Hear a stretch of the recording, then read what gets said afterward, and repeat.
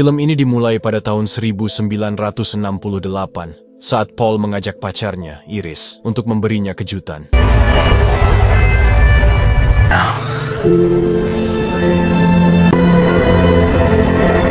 Sesampainya di lokasi, Iris sangat senang karena diajak ke restoran Ojon Tower yang terkenal. Paul lalu mengajaknya segera masuk karena masih ada kejutan lain. It's bad luck. Sorry, sir. Go on.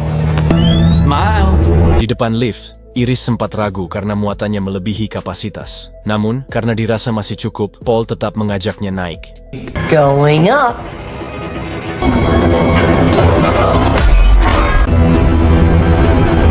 It's 494 feet and reinforced concrete and glass.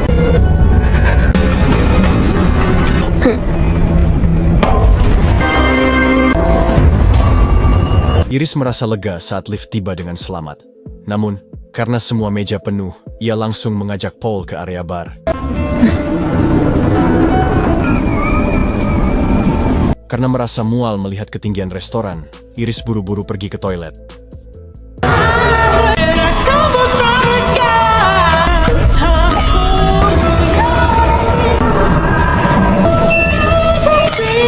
Kemudian, tanda-tanda mengerikan mulai nampak muncul. Setelah dari toilet, Paul yang ingin memberi kejutan mengajak Iris ke puncak menara. Sorry, I wanted to view. Ternyata, Paul mengajak Iris ke tempat itu untuk melamarnya. Di tengah momen bahagia itu, Iris mengungkapkan bahwa ia sedang hamil, hasil dari hubungan mereka. Kabar itu membuat Paul semakin gembira, apalagi ia memang sudah ingin segera menikahi Iris. Meski cincinnya agak kekecilan, Iris tetap bahagia menerima lamaran Paul. Setelah itu, Paul mengajaknya merayakan momen tersebut bersama para pengunjung. Namun saat hendak masuk, Iris merasa khawatir dengan ulah seorang bocah yang tadi sempat ditegur satpam. Karena ulah iseng si bocah yang melempar koin, kipas ventilasi menara macet. Tak lama setelah itu, akibat tarian para pengunjung yang begitu heboh, sesuatu yang mengerikan terjadi pada besi penyangga menara.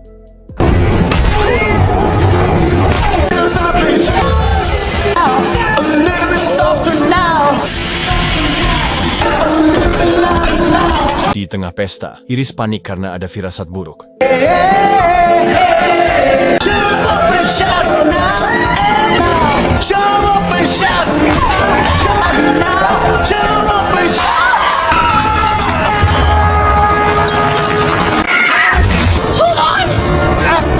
Akibat koin yang dilempar si bocil, serangkaian kejadian mengerikan pun terjadi. Paul berusaha bertahan saat tergantung, tapi sayangnya Paul tak selamat dan terjatuh dari menara.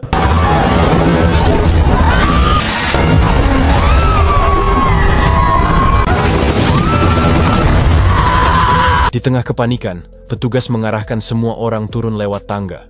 Namun, si bocil justru kabur sendiri menyelamatkan diri. Dan petugas pun mengajak semua orang lewat lift.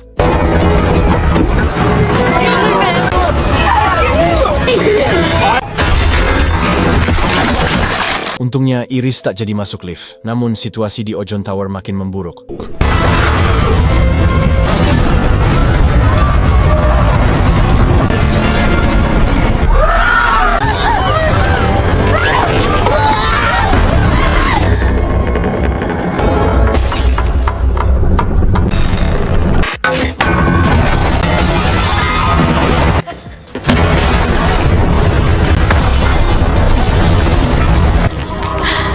Si bocil akhirnya tewas tertimpa piano, dan Iris melihat ada bocah lain yang selamat dan segera bergegas menyelamatkannya.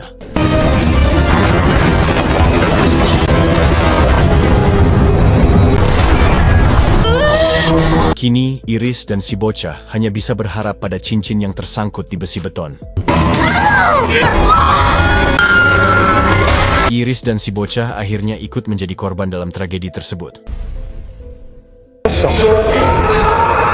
Singkat cerita, 57 tahun kemudian, seorang mahasiswi bernama Stepi terbangun dari mimpi buruk tentang kematian Iris. Dalam keadaan syok, ia curhat ke teman sekamarnya bahwa akhir-akhir ini sering bermimpi tentang kematian neneknya saat masih muda. Ternyata, Stepi adalah cucu dari Iris yang muncul di awal film. Mendengar itu, Val merasa cerita Stepi konyol. Val pun menyarankan agar Stepi cuti kuliah dan menemui neneknya untuk memastikan kebenarannya.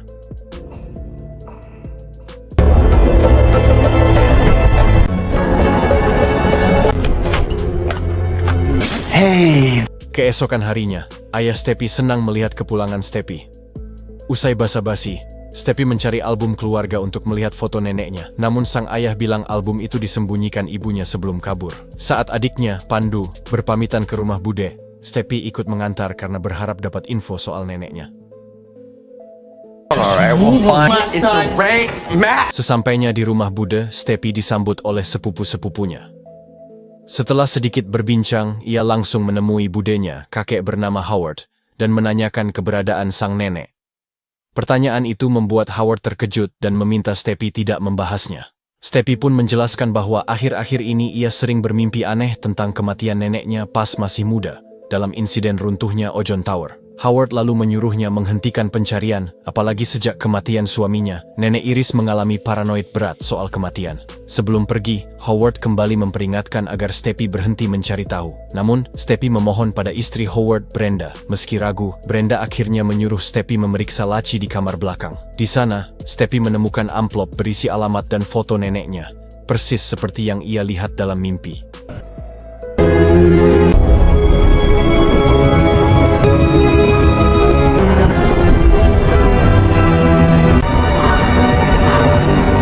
Setibanya di rumah nenek, Stepi terkejut melihat tempat itu mirip markas survivor di film Walking Dead. Iris lewat radio meminta Stepi segera pergi. Saat nenek tak mengenali Stepi, ia menjelaskan bahwa ia cucunya. Setelah tahu, Iris hendak membuka gerbang dan meminta Stepi menyimpan barang bawaannya di kotak.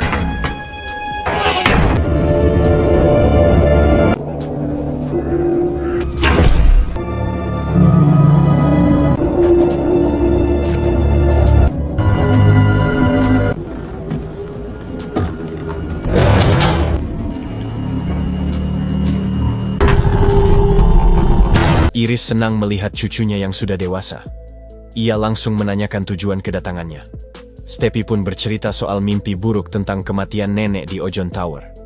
Iris terkejut dan menjelaskan bahwa mimpi itu mirip firasat buruk yang ia rasakan 57 tahun lalu. Saat itu, Iris mendapat penglihatan tentang insiden mengerikan. Menjelang lamaran, firasat buruknya membuat ia mencegah kejadian tersebut di Ojon Tower, dimulai dengan merebut koin yang akan dilempar bocil. Iris?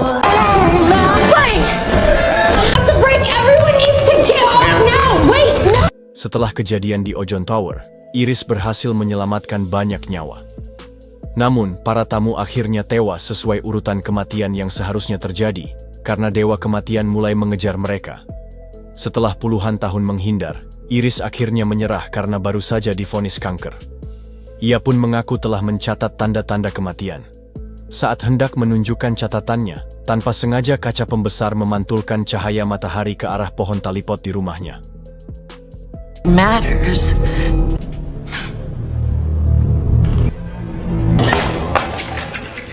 Berkat insting dan pengalamannya, Iris berhasil lolos dari jebakan dewa kematian. Ia lalu memberikan buku penelitiannya pada Stepi sebagai antisipasi, karena yakin mimpi Stepi adalah tanda kematian akan mendekati keluarganya. Namun, Stepi menganggap ucapan neneknya tidak masuk akal, dan ia tidak mempercayainya. Is coming for our family. No, I'm...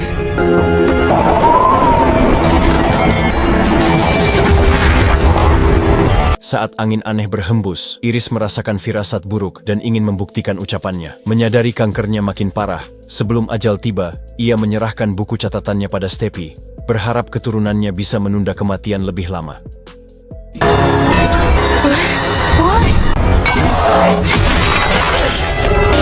Stepi langsung syok berat melihat kematian neneknya yang mengerikan.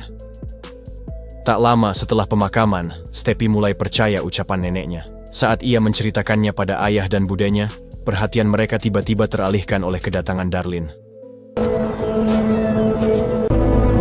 Wow! Setelah lama menghilang, Darlene datang melayat, usai mendengar kabar kematian ibunya. Namun, Stepi yang kesal melihat kedatangannya langsung pergi. Keesokan harinya, Hort dan keluarganya menyiapkan pesta untuk menghibur diri setelah kepergian Iris.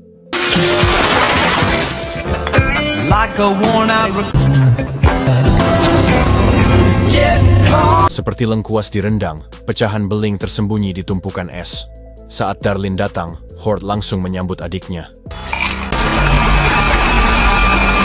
Tanpa disadari, ada pecahan kaca tersembunyi dalam salah satu minuman, menyamar sebagai es batu. Sementara itu, Howard, anak tertua keturunan Iris, mengajak keluarganya melupakan duka dan mempererat hubungan mereka.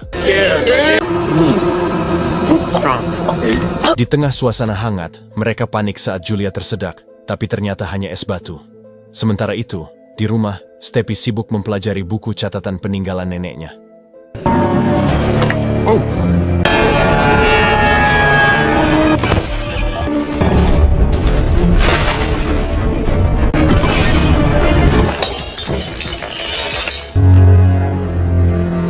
Usai membaca buku itu, Stepi tiba-tiba merasakan firasat buruk menimpa keluarganya. Di pesta, saat Bobby dan Pandu asik main trampolin dan mengajak ayahnya ikut, Darlene tiba-tiba menghentikan mereka setelah melihat penggaruk rumput di bawah trampolin. Careful, Howard! Namun, tanda-tanda kematian mulai muncul.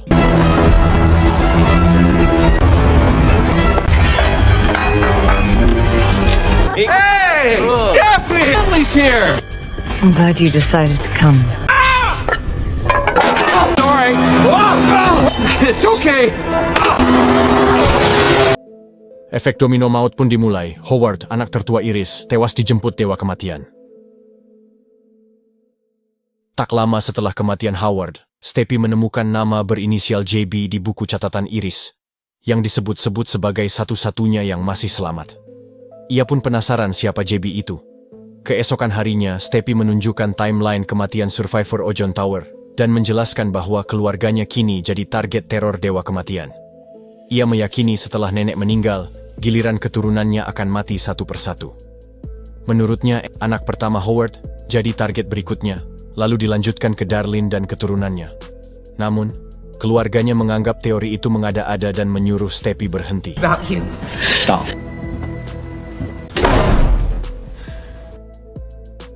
Malam itu, usai menutup toko tatonya, Eric mulai beres-beres sambil menyetel musik metal dengan keras.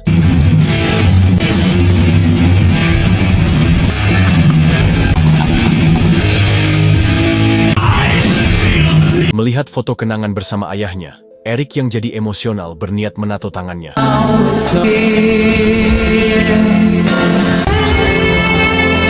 Usai menyelesaikan tato ayahnya, tiba-tiba terjadi sesuatu yang mengerikan.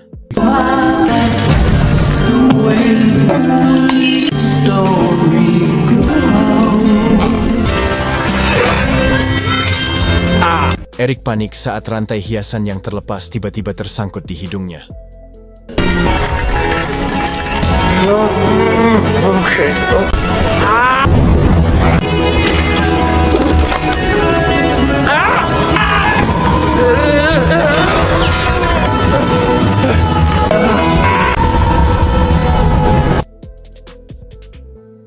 Keesokan harinya, setelah mendengar studio tato Eric terbakar, Stepi segera mengajak Pandu untuk memastikannya.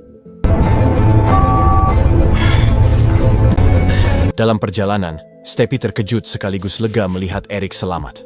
Eric bercerita bahwa ia berhasil lolos dari kebakaran berkat jaket kulitnya. Namun, ia kesal dan meminta Stepi berhenti membahas teori gilanya yang tak pernah terbukti. Eric tetap menganggap kejadian itu bukti kalau teori Stepi cuma ketakutan berlebih. Saat mencoba meyakinkannya, Stepi tiba-tiba merasa firasat buruk saat melihat gergaji tersangkut di pohon dan anak-anak bermain bola. Ketika Julia hendak jogging, Stepi panik lagi karena melihat truk sampah membuat Julia kesal dan pergi. Who gives a shit about your stupid for our family?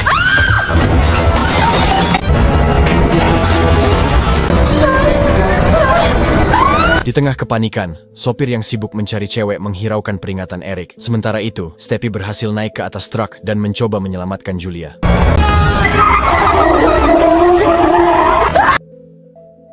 Julia tewas mengenaskan, tergilas mesin truk pemadat sampah.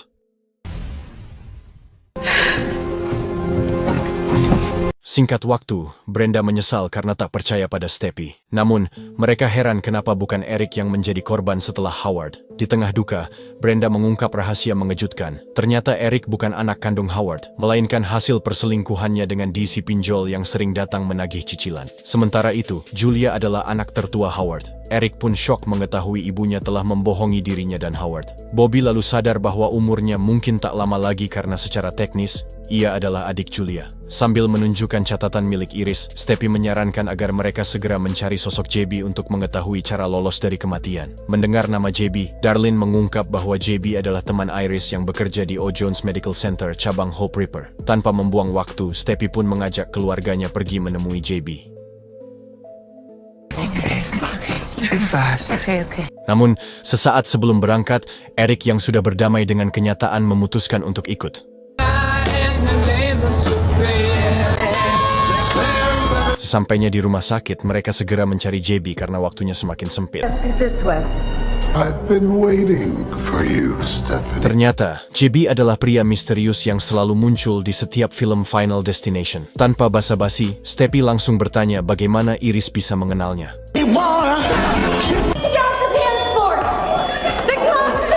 Ternyata, JB adalah bocah yang pernah diselamatkan oleh Iris. Merasa waktunya mendesak, Stephie langsung menanyakan cara menghentikan kematian. JB lalu menjelaskan bahwa dulu ada wanita bernama Kimberly di Final Destination 2 yang lolos dari maut lewat mati suri, yaitu dengan cara tenggelam dan dihidupkan kembali oleh tim medis.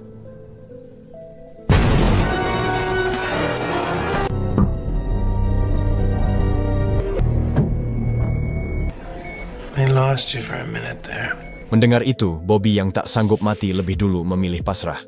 JB pun berkata, jika Iris sudah meninggal, berarti ajalnya juga semakin dekat, karena dalam penglihatan Iris, ia pernah menyelamatkan JB. Beberapa saat kemudian, Eric yang tak ingin Bobby mati lebih dulu memintanya untuk berusaha. Ternyata, Eric berencana memanfaatkan alergi kacang Bobby agar ia bisa mati sejenak lalu dihidupkan kembali. Yeah? Oh, maybe this is a sign, so we can just... I'm not giving up. We work here. Setelah mendapat coklat kacang, Eric menyuruh Bobby menunggu di ruang MRI. Tanpa disadari, dokumen yang terjatuh justru mengaktifkan mesin MRI. Eric menyuruh Bobby makan coklat kacangnya, lalu berencana membawa ke UGD setelah pingsan. Meski berisiko, Bobby tetap nurut.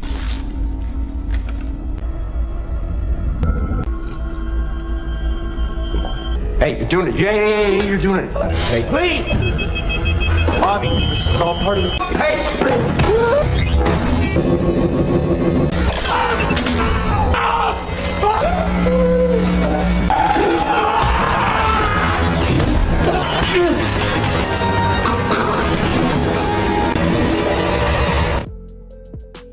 Eric pun tewas mengenaskan, dengan tubuh yang ringsek.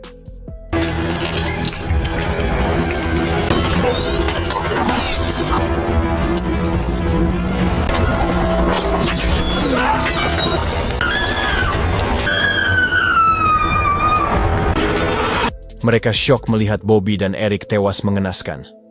Di tengah duka, Stephie sadar bahwa kini dewa kematian akan mengincar ibu dan keturunannya. Darlene pun memutuskan mengikuti jejak Iris. Secara teori, jika Darlene tetap hidup, kedua anaknya juga akan selamat. Meski berat, itulah satu-satunya jalan. Namun, saat mereka pergi, sang nenek tampak senang menemukan koin kematian yang terjatuh.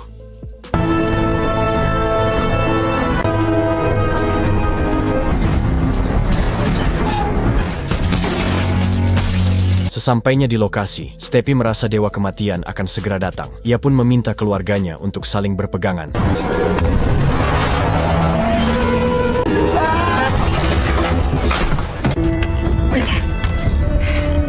Setelah berhasil masuk, Stephie menyuruh Pandu dan ibunya masuk lebih dulu, sementara ia mencoba melepaskan sabuk yang macet.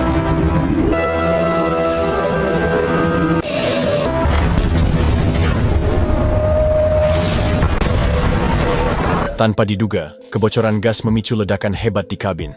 Stepi yang tenggelam di dalam mobil berusaha menyelamatkan diri, sementara Darlene mencoba menolong Pandu yang tertimpa puing.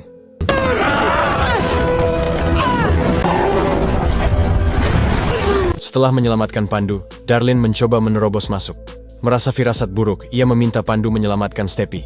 Pandu pun syok saat melihat ibunya tewas tertimpa tiang listrik, lalu ia buru-buru menolong Stepi.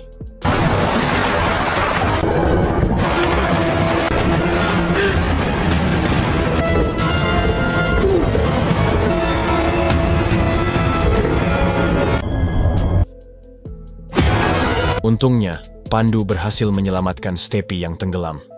Stepi pun lega bisa hidup kembali setelah sempat mati. Namun, ia harus menerima kenyataan pahit bahwa ibunya telah meninggal. Di tengah duka, Pandu mengajak kakaknya pulang.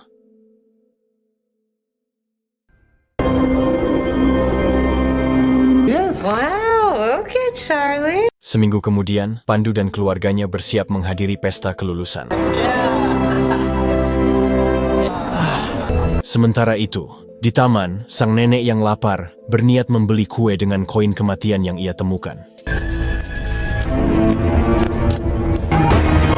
Di luar dugaan, koin petaka itu menggelinding dan terjepit di pengubah jalur kereta. Sementara itu, di kompleks, Dr. Reddy datang menanyakan kondisi Stepi. Stepi bilang dirinya baik-baik saja setelah mati suri. Namun, Dr. Reddy mengungkap bahwa saat insiden, Stepi hanya pingsan dan belum sempat mati. Mendengar itu, Stepi langsung panik dan mulai merasakan firasat buruk. Yeah.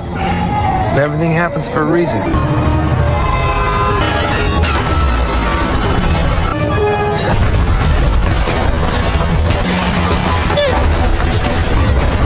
Akhirnya, semua keturunan Iris yang selamat dari Ojon Tower tak bisa lolos dari kematian.